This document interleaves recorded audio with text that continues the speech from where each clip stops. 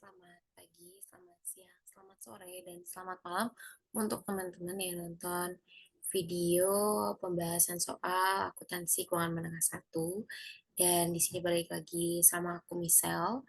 Di sini kita sudah di pertemuan ke 7 dan sudah masuk ke chapter 9. Di chapter 9 ini masih mengenai inventory sama seperti bab sebelumnya, bab 8. Tapi di sini itu ada additional valuation issues.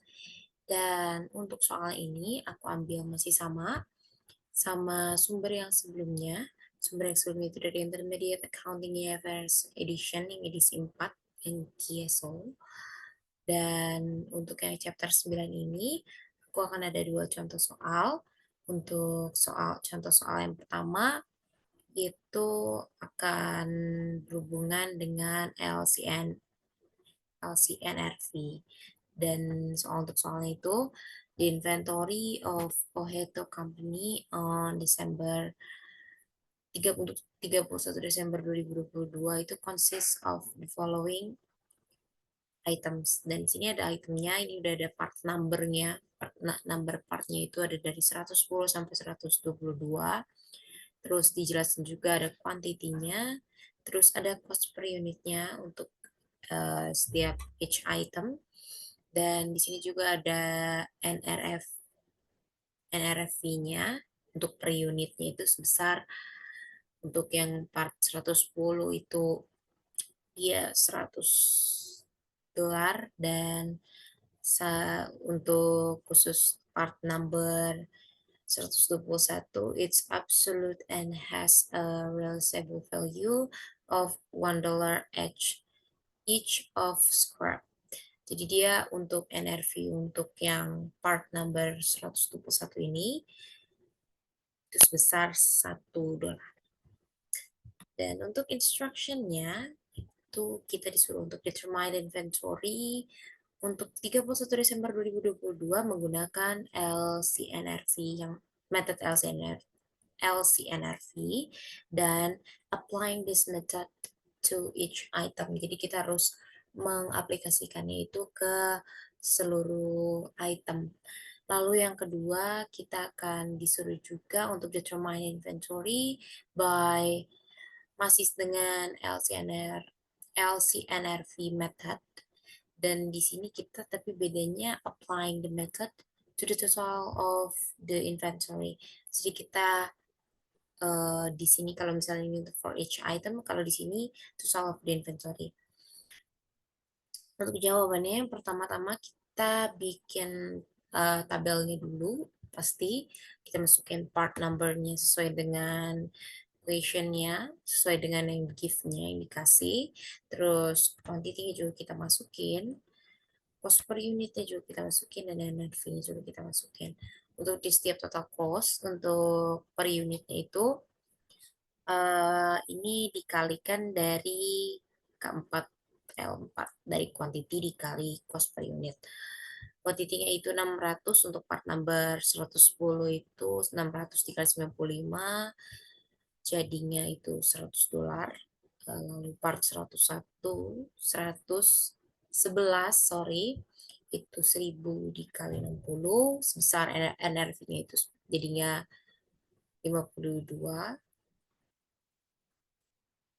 Terus, oke, sorry, maksud ini yang di sebelah sini, sorry.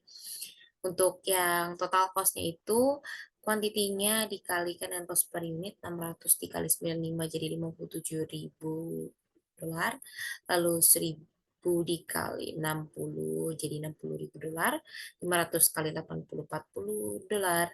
200 kali 170 jadi $34. Dan seterusnya, setelah itu kita jumlahkan total cost-nya itu ada berapa. Total cost-nya itu jadi sebesar $370.600. Untuk total NRV-nya itu sama. Tapi ini kan kita kaliin tadi total cost-nya itu kita kaliin dengan dari quantity dikali cost per unit. Kalau misalnya untuk total NRV, kita kaliin quantity dikali NRV-nya. Jadi 600 dikali 100 itu jadi 60.000. dolar selalu 1.000 dikali 52 jadi 52.000, 500 kali 7 6 38.000, dan seterusnya sampai kita dapetin total dari NRV-nya itu keseluruhan itu adalah 341.300 dolar. Untuk lower of cost of NRV-nya itu kita ambil yang terkecil. Jadi dari sini tuh kita bandingkan dari antara cost dan NRV-nya. Kalau misalnya lebih kecil dari cost-nya berarti kita ambil dari yang jumlah yang cost. Sementara kalau misalnya kita lebih kecil di NRV, kita ambil yang NRV. Oke, langsung aja take a look ke sini. Untuk yang total cost yang pertama ini, untuk part 110, yang lebih kecil itu ada di total cost. Karena kalau 57.000 dibandingkan dengan 60.000, itu ya jelas lebih kecil 57.000. Jadi kita ambil dari yang cost besar 57.000.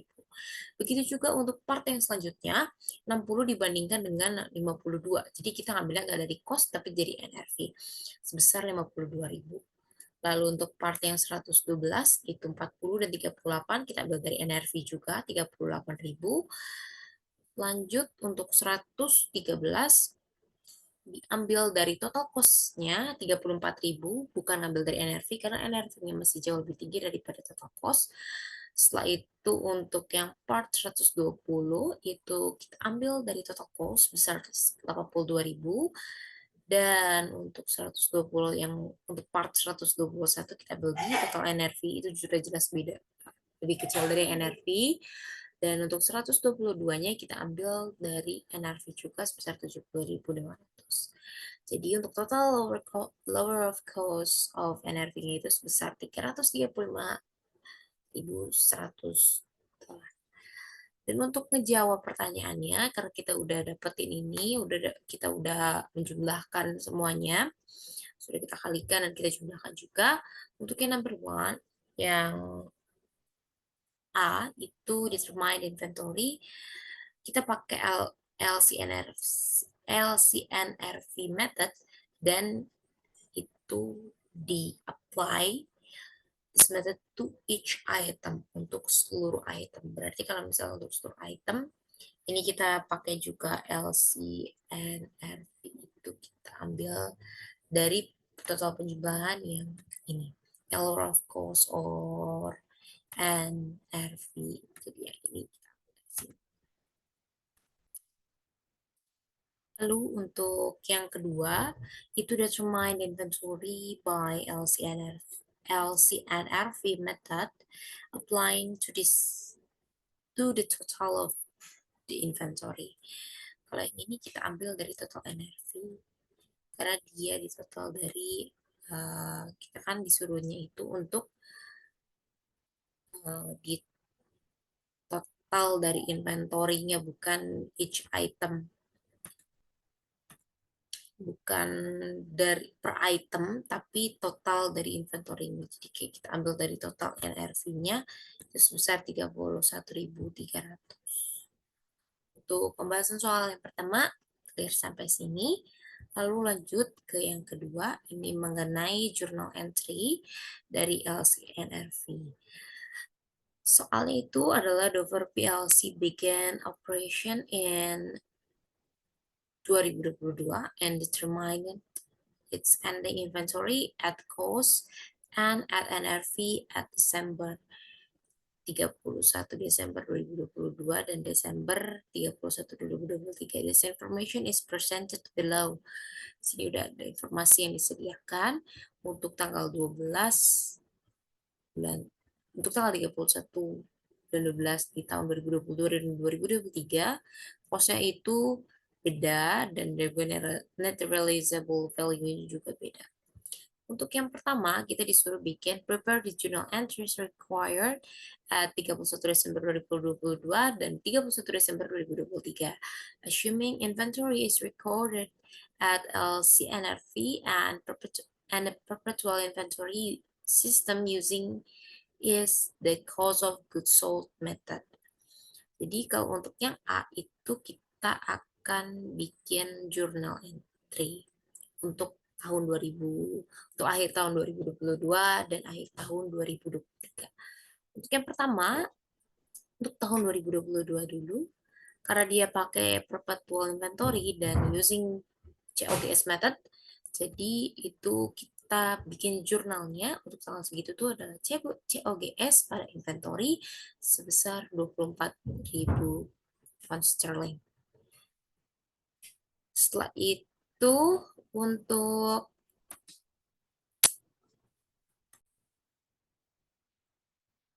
Nah, 24.000 pound sterling itu didapat dari mana? Itu didapat dari 34 30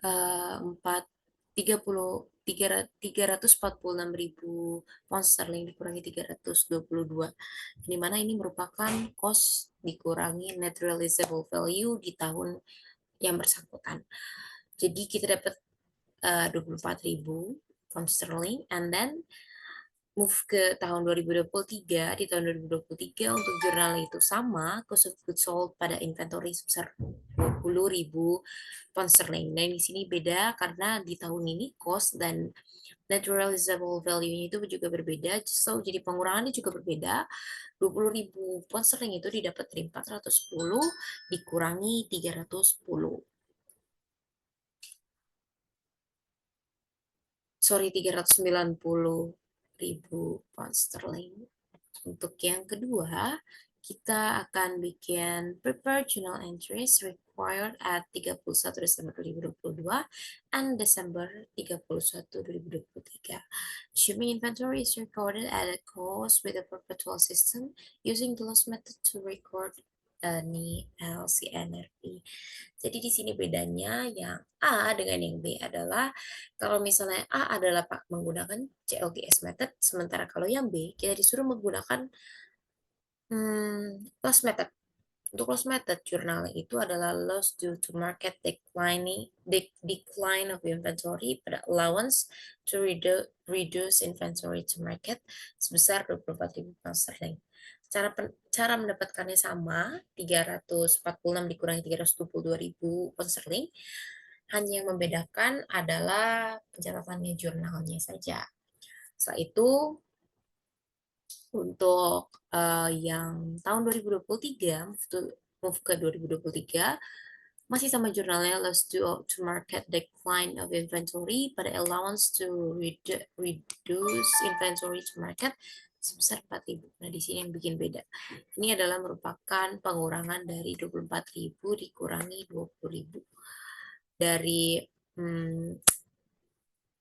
yang 24.000 tadi yang di sini sama dikurangi dari yang 410 dikurangi 390. Jadi itu ada pengurangannya. Dikurangi dari situ.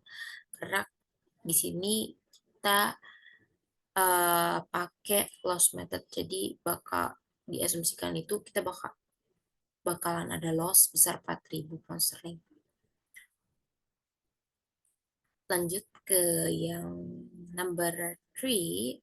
Pertanyaan yang kedua, which of the two methods above provides the higher net income in each year?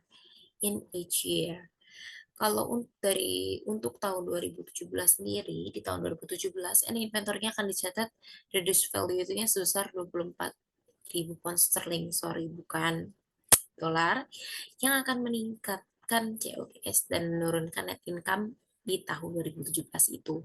Sementara di tahun 2018, any inventory-nya itu akan dicatat reduce value sebesar 20.000 pound sterling dan yang akan menurunkan COGS dan menaikkan net income 2018 jika dibandingkan dengan tahun 2017.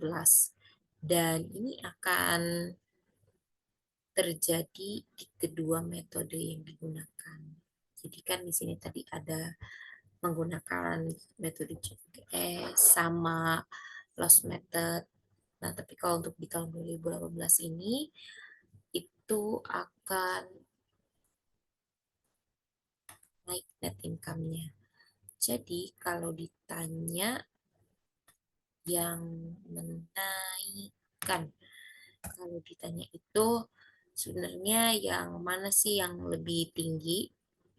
Untuk yang lebih tinggi itu sesuai dengan pertanyaan itu, which of the method above provide the higher net income in each year? Kalau misalnya tanya dua-duanya berarti bisa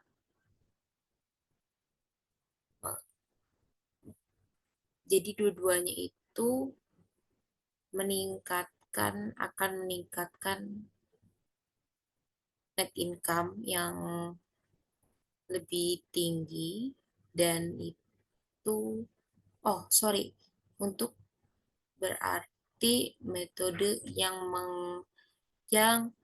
menghasilkan net income yang lebih tinggi itu ada jika menggunakan last method. Kedua yang digunakan ya berarti menggunakan last method.